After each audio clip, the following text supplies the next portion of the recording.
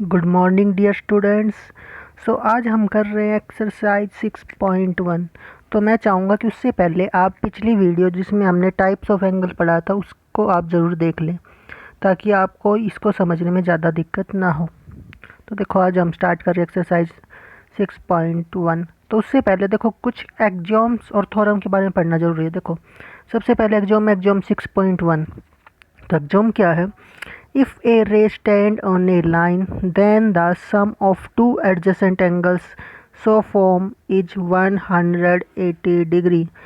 ये कह रहा है कि मान लो ये आपकी कोई लाइन है, इस पर अगर कोई रे स्टैंड है तो जो ये एंगल्स बनेंगे एडजेसेंट एंगल्स, इनका सम हमेशा 180 डिग्री होगा। रीजन सिंपल सी बात है, क्योंकि एक स्ट्रेट लाइन है तो स्ट्रेट लाइन पर एंगल जो स्ट्रेट बनता है, इसलिए जो ये दोनों एंगल्स होंगे इनका सम 180 डिग्री होगा।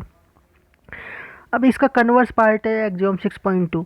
वो कह रहा है कि अगर सम 180 डिग्री है, अगर ये सम 180 डिग्री है एडजेसेंट एंगल्स का, तो जो ये नॉन कॉमन आर्म्स है, कौन सी, ये वाली और ये वाली, ये मिलकर एक लाइन बना देगी। तो देखो, दोनों एक्सियोम्स एक दूसरे का कन्वर्स बता रहे हैं कि ये कह रहे हैं कि अगर एक रे बनती है एक लाइन के ऊपर तो एंगल्स का सम 180 डिग्री होगा एडजेसेंट एंगल्स का, और अगर एंगल्स का सम 180 डिग्री है तो जो ये नॉन कॉमन आर्म्स है ये मिलकर एक लाइन बना देगी।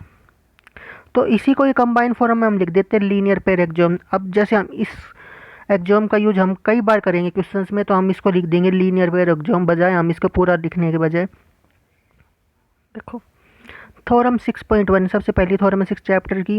If two lines intersect each other then the vertically opposite angles are equal. Vertically opposite angle के बारे में मैंने आपको पिछली वीडियो में बताया था, तो अगर आपको समझना है तो एक बार आप उसको जरूर देख लेना। तो देखो, ये कह रहे हैं कि अगर दो लाइंस एक दूसरे को इंटरसेक्ट करती है, एक लाइन ये हो गई, एक लाइन ये हो गई, तो वर्टिकली अपोजिट एंगल, देखो इस एंगल का वर्टिकली अपोजिट एंगल कौन सा होगा? ये वाला।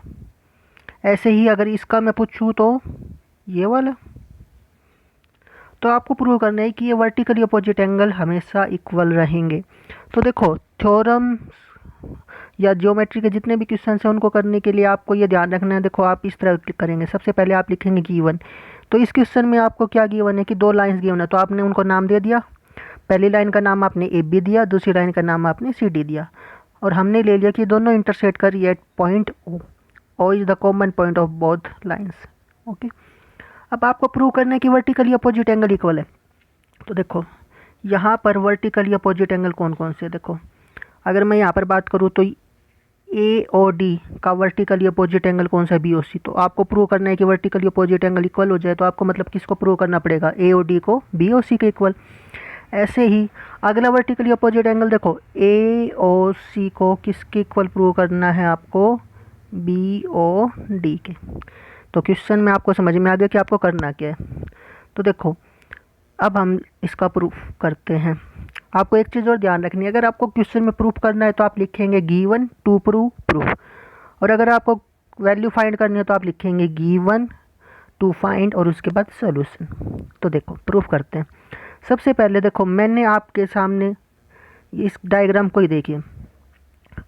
अब देखो, यहाँ पर चार रेज है, तो आप किसी भी एक रे को उठा लीजिए। जैसे मैंने ले लिया कि रे ओ ए ले ली मैंने। देखो, ये रे ओ ए है, ये किस लाइन पर है? ये लाइन पर आ रही है सी डी लाइन पर, ठीक है, सी ओ डी इस लाइन पर आ रही है। तो क्योंकि अगर ये रे इस लाइन पर आ रही है तो इन दोनों एंगल्स का सम 180 डिग्री होगा बाय लीनियर पेयर एक्सियोम।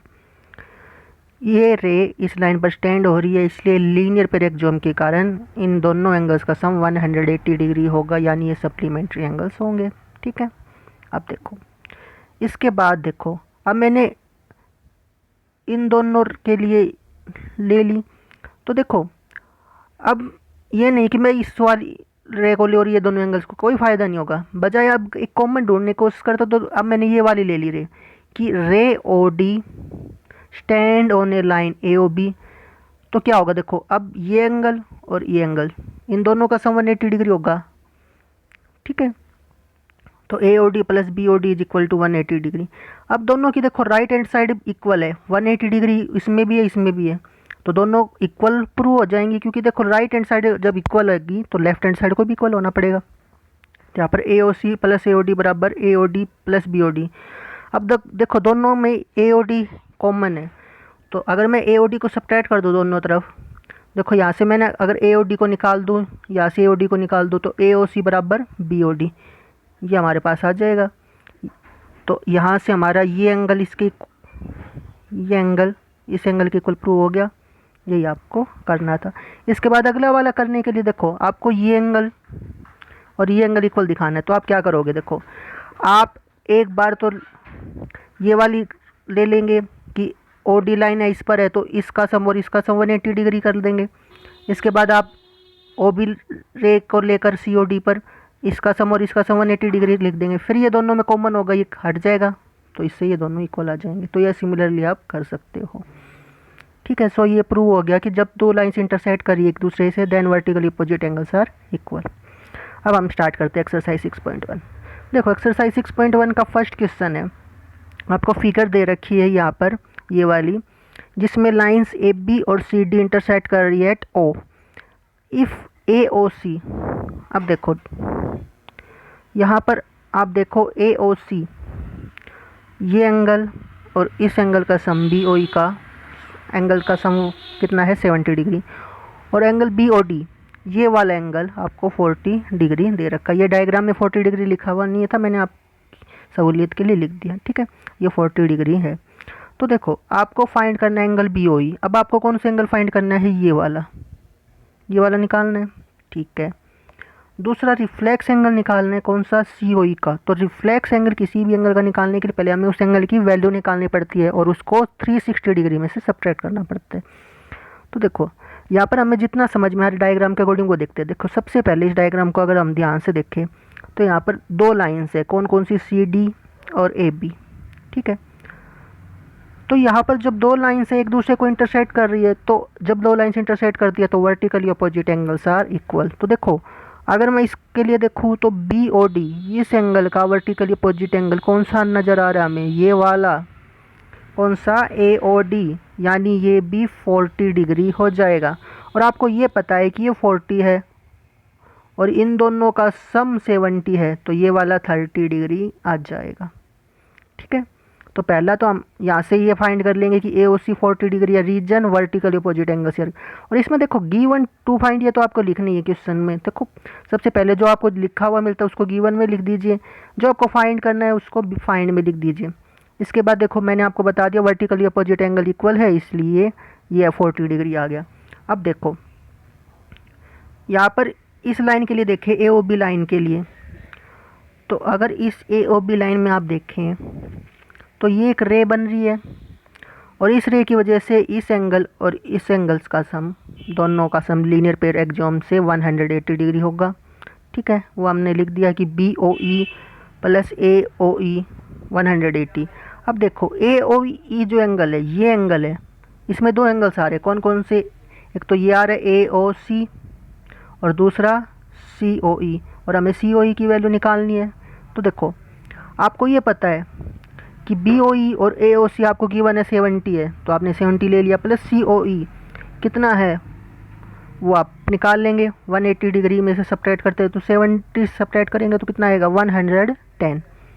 तो 110 आया किसकी वैल्यू, इसकी वैल्यू 110 आ गई एंगल सी ओ ई की वैल्यू। आपको इसका रिफ्लेक्स एंगल निकालना है, किसी भी एंगल का रिफ्लेक्स निकालने के लिए 360 से माइनस करते हैं, क्योंकि देखो जैसे आपका कोई भी ये एंगल है तो इसका रिफ्लेक्स कौन सा होगा, इस एंगल को छोड़कर जितना बच गया कंप्लीट एंगल में से घटा देंगे। कंप्लीट एंगल कितने डिग्री का होता है, 360।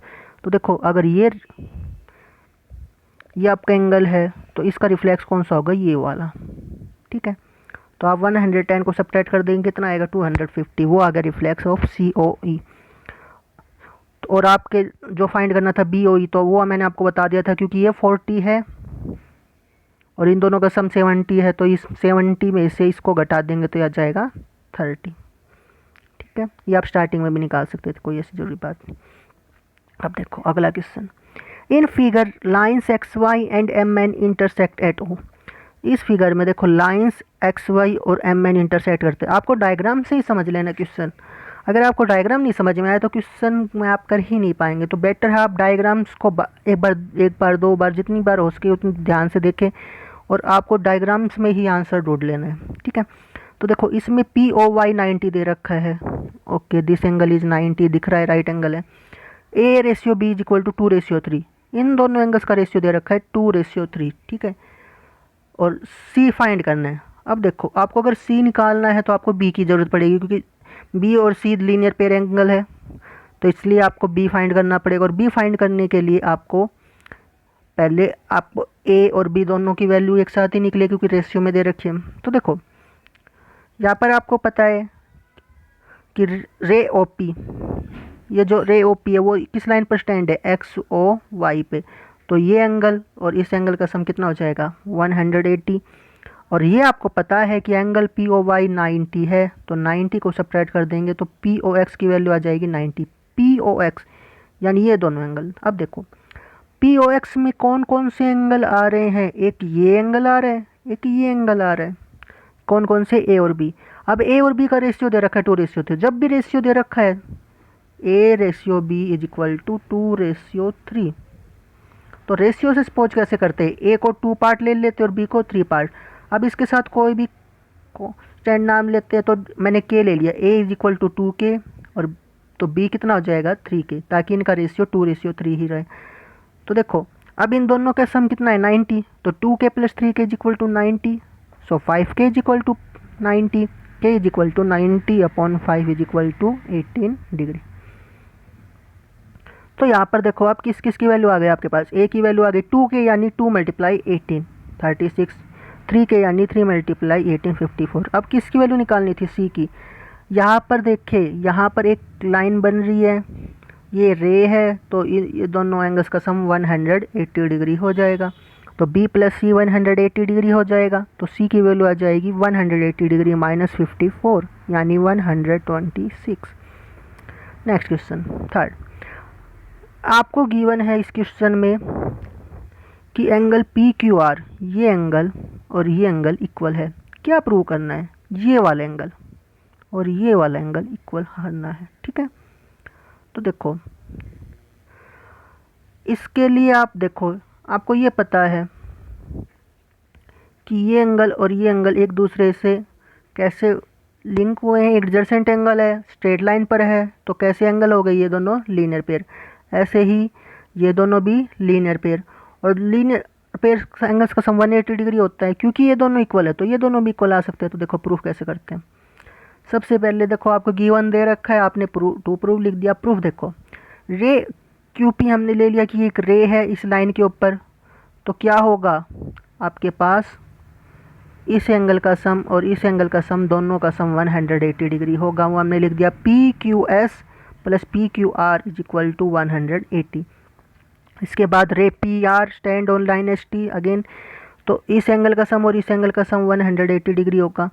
अब देखो दोनों की राइट हैंड साइड इक्वल है, तो लेफ्ट हैंड साइड भी इक्वल होगी। तो पी क्यू एस प्लस, देखो इस एंगल का सम इस एंगल के सम के इक्वल है, इसके सम और इसके सम के। तो क्योंकि ये दोनों का सम इक्वल है तो ये दोनों का सम भी इक्वल होगा, ठीक है।